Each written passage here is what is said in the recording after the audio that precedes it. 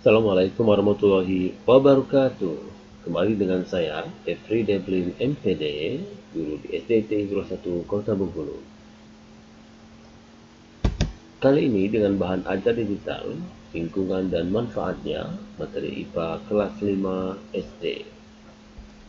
Sebelum kita memulai, kita kembali mengingat 7 langkah cuci tangan. Apa saja? Kita lihat di sini ya. Yang pertama, mengusap kedua telapak tangan kita secara merata, mengusap kedua punggung tangan secara merata, bersihkan selah-selah jari, kemudian gosok kedua punggung jari bergantian, bersihkan kedua ujung-ujung jari secara bergantian, bersihkan kedua ibu jari secara bergantian, dan yang terakhir bersihkan kedua pergelangan tangan secara bergantian. Lagunya sudah cukup familiar sekali ya.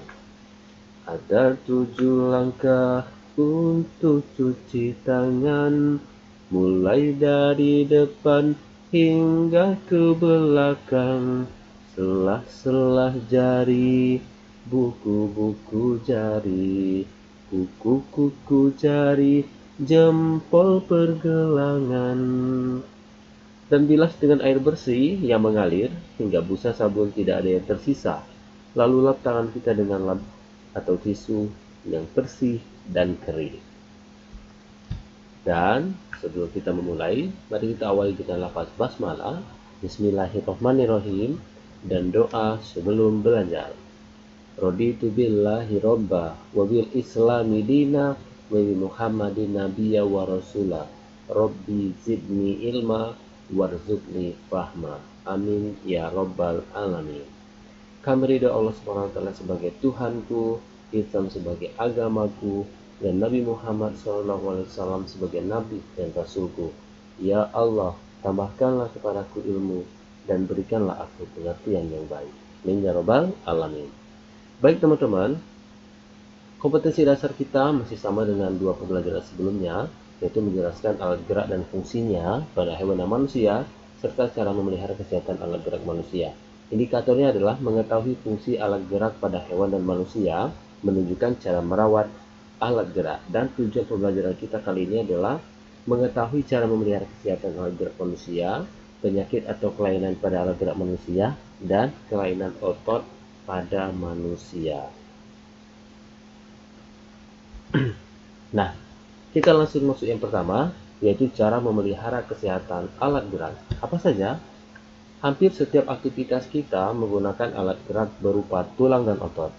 Berjalan, berlari, menulis, bahkan saat duduk pun kita menggunakan tulang dan otot.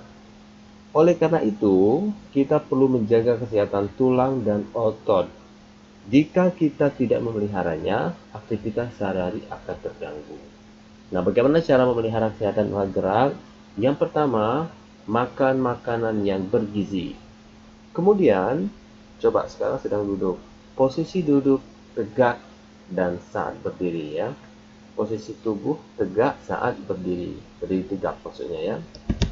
Kemudian, tidak lupa juga adalah olahraga secara teratur. Nah, sekarang kita memasuki yang kedua. Apa saja penyakit atau kelainan pada alat gerak manusia?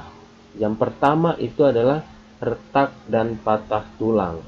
Ada juga yang disebut dengan skoliosis atau lordosis dan kifosis. Ada juga yang disebut dengan rakitis dan osteoporosis.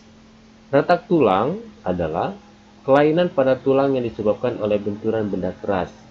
Skoliosis, kelainan tulang punggung bengkok ke samping tubuh. Lordosis adalah kelainan tulang yang membungkuk ke arah depan. Kifosis adalah kelainan tulang punggung yang bengkok ke arah belakang.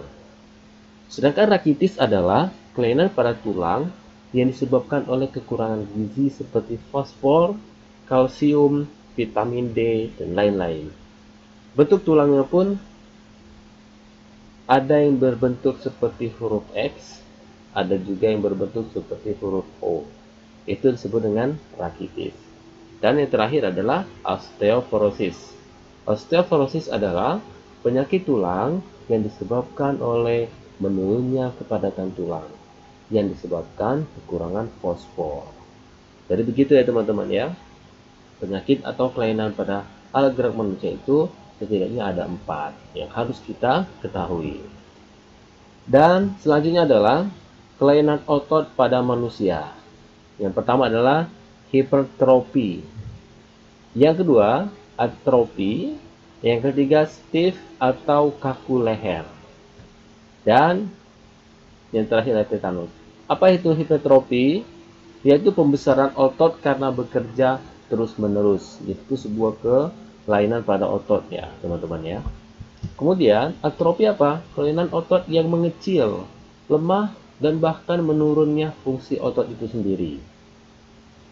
Dan stiff atau kaku leher itu analah sakit pada otot leher yang disebabkan cedera otot atau infeksi meningitis, kelainan anatomi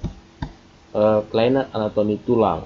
Dan yang terakhir adalah tetanus, disebut juga kejang atau kaku otot yang disebabkan oleh infeksi bakteri Clostridium tetani. Baik, ini adalah penghujung materi kita. Dan teman-teman, ini adalah tugas dan latihan.